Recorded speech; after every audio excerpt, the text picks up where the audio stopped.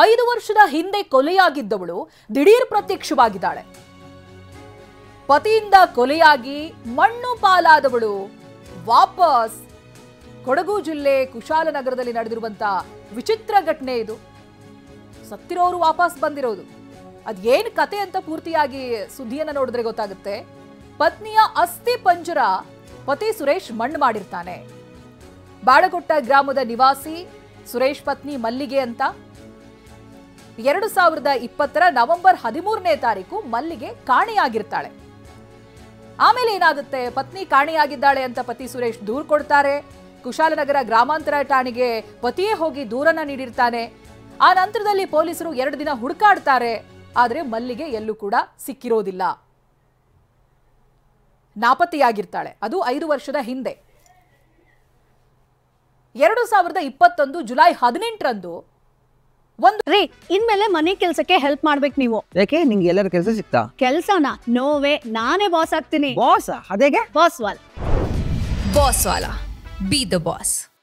ಬೆಳವಣಿಗೆ ಆಗುತ್ತೆ.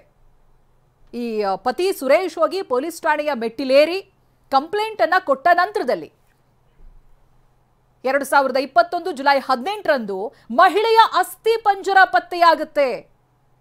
ಬೆಟ್ಟದಪುರದ ಶಾನುಭೋಗನಹಳ್ಳಿಯಲ್ಲಿ ಈ ಅಸ್ಥಿ ಪಂಜರ ಪತ್ತೆಯಾಗಿರುತ್ತೆ. ನಮ್ಮ ಪ್ರತಿನಿಧಿ ಗೋಪಾಲ್ ಸೋಮಯ್ಯ ಸಂಬಂಧಿಕರನ್ನ ಮಾತನಾಡಿಸಿದ್ದಾರೆ. ಏನ್ ಹೇಳ್ತಾರೆ ಬನ್ನಿ ನೋಡೋಣ. ಆಗಿದ್ದಂತಹ ಆ ಮಹಿಳೆಯ ಪತಿ ಸುರೇಶ್ ಅವರೇ ಸ್ವತಃ ಈಗ ನಮ್ಮ ಜೊತೆ ಇದ್ದಾರೆ. ಈ ಏನು ಕೊಲೆ ಕೇಸ್ ಇದು ಏನಾಯ್ತು ಅನ್ನೋದನ್ನ ಸ್ವತಃ ಅವರೇ ನಮ್ಮ ಜೊತೆ ಮಾತಾಡ್ತಾರೆ. ನಮಗೆ ಬೆಟ್ಟದಪುರ ಪೊಲೀಸರು ಬಂದು ಏನೇನು ತೋರಿಸಿದ್ರು ಅಂತ. ಏನು ಅಂತ ಹೇಳಿದ್ರೆ ಬಟ್ಟೆ, ಚಪ್ಪಲ್ಗಳು, ಬಳೆಗಳು, ಯಾವ್ಯಾವ ಕಾಳದು ಯಾವ್ಯಾವಳು ಹಾಕಿದೋ ಅದೆಲ್ಲ ತಗೊಬಂದು ಇದು ನಿನ್ನೆ ಅಂತಿದೆ, ಇದು ನೀನು ಕರೆಕ್ಟಾಗಿ ನೋಡು, ನನಗೆ ಗೊತ್ತಿಲ್ಲ, ನಾನು ಇದೆಲ್ಲ ನೋಡಿಲ್ಲ, ನನಗೆ ಸಂಬಂಧನೇ ಇಲ್ಲ ಅಂತ ಹೇಳಿದೆ. ಆದರೂ ಅವ್ರ ಮೇಲೆ ಸರ್ಕಲ್ ಇನ್ಸ್ಪೆಕ್ಟರ್ ಅವರು ಹೇಳಿದ್ರು, ಅವ್ರ ಮೇಲೆ ಒಂದು ಕಣ್ಣು ಮಡಗಿ ಅವನೇ ಮಾಡಿರ್ಬೋದು ಅಂತ ಅವರು ಎಲ್ಲ ಪ್ಲ್ಯಾನ್ ಮಾಡಿದ್ರು. ಪ್ಲ್ಯಾನ್ ಮಾಡಿ ಒಂದು 2020ರಲ್ಲಿ ಅರೆಸ್ಟ್ ಮಾಡಿದ್ರು. ಅಂಗಡಿ ಹತ್ರ ಬಾ, ಸಾಹೇಬರು ಮಾತಾಡಬೇಕು ಅಂತೇಳಿ ಅಂಗಡಿ ಹತ್ರ ಬಂದಾಗ ಕಾರಲ್ಲಿ ಕಿಡ್ನಾಪ್ ಮಾಡಿ ತಗೊಂಡೋದ್ರು ಪಿರಿಯಾಪಟ್ಟಣ ಸ್ಟೇಷನ್ಗೆ. ಅಲ್ಲಿ ತಗೊಂಡೋಗಿ ಗೆಸ್ಟ್ ಹೌಸಲ್ಲಿ ಹಾಕ್ಬಿಟ್ಟು ಎಂಕ್ವೈರಿ ಮಾಡಿದ್ರು. ಮೈಸೂರು ಡಿಜಿಸ್ಟು ಅವ್ರನ್ನ ಕರೆಸಿ ಎಂಕ್ವೈರಿ ಮಾಡಿಸಿದ್ರು. ಆಗ ಹೇಳಿದ್ದು ಗಣೇಶ ಏನು ಮಾಡಿದೆ, ಮಲ್ಲಿಗೆನ ಏನು ಮಾಡಿದೆ ಅಂತ ಕೇಳಿದರು. ನಾನು ಏನು ಮಾಡಿಲ್ಲ, ನನಗೇನು ಗೊತ್ತಿಲ್ಲ ಅಂತ ಹೇಳಿದೆ. ಇಲ್ಲ, ನೀನು ಗಣೇಶನ ಅತಿಥಿ ಫಾರೆಸ್ಟಲ್ಲಿ ಹೊಡೆದಾಕಿದೆಯಾ ಅಂತ ಡಿಜಿಟು ಅವನು ಎಂಕ್ವೈರಿ ಮಾಡಿದ್ರು. ನನಗೆ ಗೊತ್ತಿಲ್ಲ ಅಂತ ಹೇಳಿದೆ. ಮಲ್ಲಿಗೆನ ಬೆಟ್ಟದಪುರದಲ್ಲಿ ಕರ್ಕೊಂಡೋಗಿ ಹೊಡೆದಾಕಿದೆಯಾ ಅಂತ ಹೇಳ್ತಾ ಇದ್ದಾರೆ. ನನಗೇನು ಗೊತ್ತಿಲ್ಲ, ನಾನು ಏನು ಮಾಡಿಲ್ಲ, ನೀವೆಲ್ಲ ಬೇಕಂತ ಮಾಡ್ತಾಯಿದ್ರಿ ಅಂತ ಆಗಲೂ ಹೇಳಿದೆ. ಆದರೆ ಅವರು ನಂಬಲೇ ಇಲ್ಲ. ಆಮೇಲೆ ತಗೊಂಡೋಗಿ 8 ದಿನ ಲಾಕ್ ಮಾಡಿ ಮಾಡ್ಕೊಂಡಿದ್ರು. ಮಕ್ಕಳನ್ನೆಲ್ಲ ಕರೆಸ್ಕೊಂಡಿದ್ರು. ಅವ್ರ ಹತ್ರ ಏನೆಲ್ಲ ಸುಳ್ಳು ಎದುರಿಸಿ ಬರೆಸಿ ಮಕ್ಕಳನ್ನ ಯಾಮಾರಿಸಿ, ನಿಮ್ಮ ತಂದೆನ ಅರೆಸ್ಟ್ ಏನು ಮಾಡಿಲ್ಲ, ನಿಮ್ಮ ತಂದೆ ಬರ್ತಾರೆ ಎಲ್ಲ ಸುಳ್ಳು ಹೇಳಿ ಲಾಕ್ ಮಾಡಿ ನನಗೆ ಭಾರಿ ಹಿಂಸೆ ಕೊಟ್ಟಿದ್ದಾರೆ. ಏನೆಲ್ಲ ಹಿಂಸೆ ಮಾಡಿ ಕೂರಿಸಿ ಕೈ ಕಾಲೆಲ್ಲ ಬರೋದಂಗೆಲ್ಲ ಮಾಡಿದ್ದಾರೆ.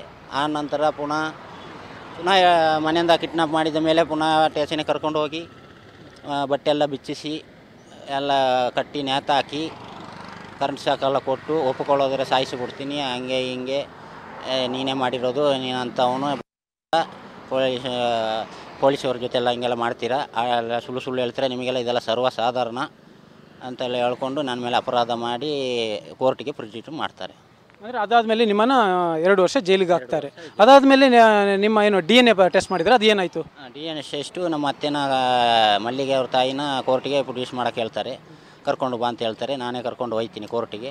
ಆಗ ಅವ್ರು DNA ಡಾಕ್ಟ್ರುಗಳೆಲ್ಲ ಕರೆಸಿ DNA ಟೆಸ್ಟ್ ಮಾಡ್ತಾರೆ. DNA ಮ್ಯಾಚಿಂಗ್ ಮಾಡೋಕ್ಕಿಲ್ಲ, ಅದಕ್ಕೆ ಮ್ಯಾಚಿಂಗ್ ಆಗದಿದ್ದರೂ ಅದು ಅವ್ರದ್ದೇ ಅಂತ ಸಾಬೀತು ಮಾಡ್ತಾರೆ. ಕೋರ್ಟು ಏನು ಮಾಡಿದೆ ಅಂದರೆ, ನಾನು ಸತ್ತು ಹೋಗಿದ್ದಲ್ಲ ಅಂತ ಇದು ಮಾಡಿದೆ. ನನಗೆ ಸಾಲ ಸುಮಾರು ಮಾಡಿದ್ದಾರೆ ಇವರು. 10 ಲಕ್ಷ ಸಾಲ ಮಾಡಿ ನಾಶ ಮಾಡಿ ಹೋಗಿರೋಳು. ಈಗ ನನಗೆ ಸಾಲ ಮನ್ನಾ ಮಾಡಬೇಕು ಅಂತ ಕೋರ್ಟಿಗೆ ನಾನು ಡೆತ್ ಸರ್ಟಿಫಿಕೇಟಿಗೆಲ್ಲ ಹೋಗಿದೆ. ಆಗ ಕೋರ್ಟು ಆದೇಶ ಮಾಡಿ ಡೆತ್ ಸರ್ಟಿಫಿಕೇಟ್ ಕೊಟ್ಟಿದೆ. ಆದರೆ ಅದು ಯಾವುದಕ್ಕೂ ಪ್ರಯೋಜನ ಬರಲಿಲ್ಲ. ಈ ಪೊಲೀಸ್ನವ್ರು ಮಾಡಿದಾಗ ಆಗ ನನಗೆ ಸಣ್ಣ ಡೌಟ್ ಬಂತು. DNA ಟೆಸ್ಟೇ ಕನೆಕ್ಟ್ ಇಲ್ಲ ಅಂದರೆ ಅವಳು ಬದುಕಿದ್ದಾಳೆ ಅಂತ ನನಗೆ ಡೌಟ್ ಆಯಿತು. ಆಗ ಈ ಪೊಲೀಸ್ನವ್ರು ಬೇಕಂತಲೇ ನಾನು ಒಳಗಡೆ ಆಗ್ತಾವ್ರು ಅಂತ ನನಗೆ ಡೌಟ್ ಆಯಿತು. ಈಗ ನಿಮ್ಗೆ ಏನು ಅನಿಸುತ್ತೆ ಅಂತ? ಈಗ ಸತ್ತೋಗಿರೋಳು ಮತ್ತೆ ಎದ್ದು ಬಂದಿದ್ದಾರೆ ನಿಮ್ಮ ಎದುರು, ಈಗ ಏನು ಮಾಡ್ತೀರಿ ಅನ್ನೋ?